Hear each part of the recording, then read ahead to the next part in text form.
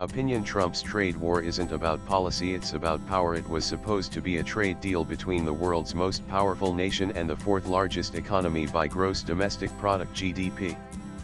But there's now a possibility that it may turn into a source of serious geopolitical tension with Brazil, Russia, India, and China bundled on one side. If that happens, President Donald Trump cannot evade responsibility for causing the greatest harm to the India-US strategic partnership, which had evolved over the last 2 decades merely to satisfy his ego.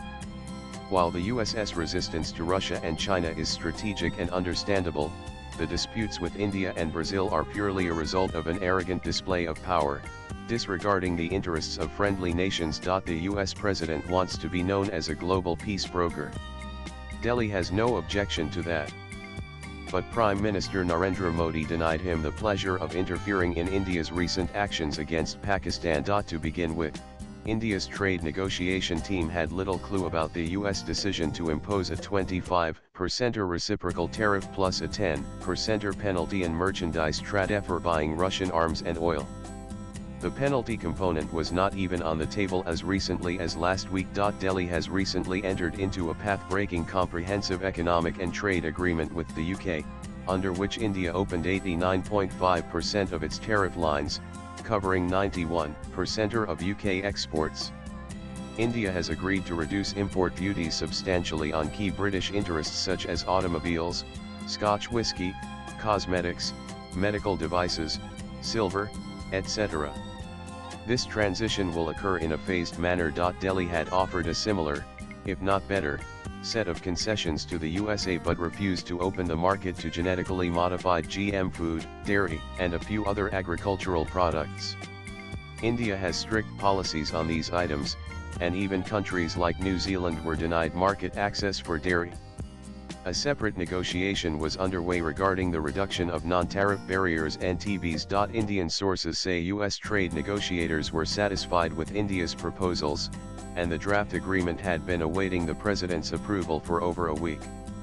The general consensus in Delhi was that Trump would eventually seek personal credit for forcing India to open its markets. On July 20, U.S. Commerce Secretary Howard Lutnick told an American TV channel that the August 1 deadline for new tariffs was sacrosanct. If countries failed to reach trade deals by then, the previously announced reciprocal tariffs would take effect, though trade negotiations could still continue. Nothing stops countries from talking to us after August 1, he said. Accordingly, India completed scenario planning as early as last week to prepare for a 25% US tariff until a deal was reached. The 10% penalty was not anticipated. The US accounted for just over 1/5 of India's 371 billion goods exports in 202,425. A 35% tariff will inevitably affect some of that trade. Apparently, Trump is using this as leverage to pressure India. According to some sources, Trump personally requested Prime Minister Narendra Modi to credit him for stopping the India-Pakistan war. An appeal Modi declined. Meanwhile, Modi clarified on the floor of Parliament that US Vice President J.D. Vance had unsuccessfully tried to persuade him to halt Operation Sindoor against Pakistan. The US Vice President tried to contact me 3 or 4 times, but I was in meetings with the armed forces, PM Modi said on July 29. When he returned the call, Vance warned of a big attack from Pakistan, to which Modi responded that any attack on India would be met with a much bigger attack. While the Prime Minister's statement in Parliament effectively ended the debate over US interference in India's response to Pakistan's state-sponsored terrorism, Trump, on the same day, reiterated his role in preventing an India-Pakistan war and hinted at imposing a 25% tariff on India. On Wednesday, the US announced a deal to develop Pakistan's massive oil reserves. It remains unclear what reserves he was referring to. At best, the US may be aiming to gain control over some of Pakistan's mineral resources, outbidding China. As one expert put it, we are in a peculiar situation where decisions on trade and tariffs are no longer linked to economic arguments.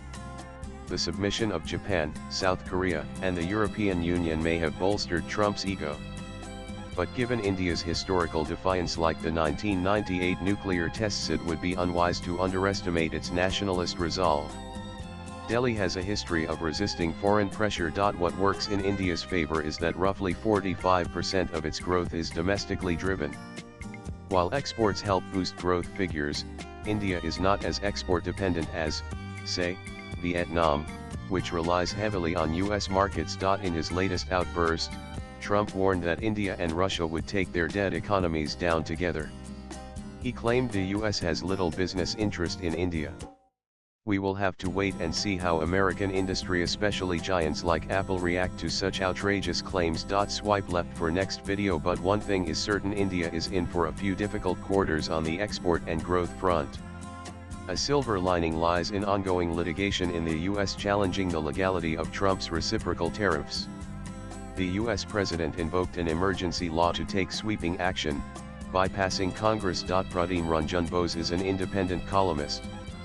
Views expressed in the above piece are personal and solely that of the author. They do not necessarily reflect News 18's views. Latest blogs.